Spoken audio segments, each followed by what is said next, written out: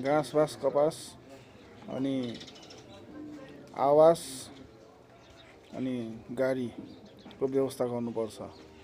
अनि सरकारी स्कुलहरूलाई इङ्ग्लिस मिडियममा बनाउनुपर्छ, पढ्न परिवर्तन गर्नुपर्छ। अनि विद्यार्थी मजबुत हुन्छ, बलियो हुन्छ। पिच रोडहरू सबै ठाउँमा पिच गर्नुपर्छ। अनि अपार्टमेन्ट बिजनेस अपार्टमेन्टहरू खोल्नुपर्छ।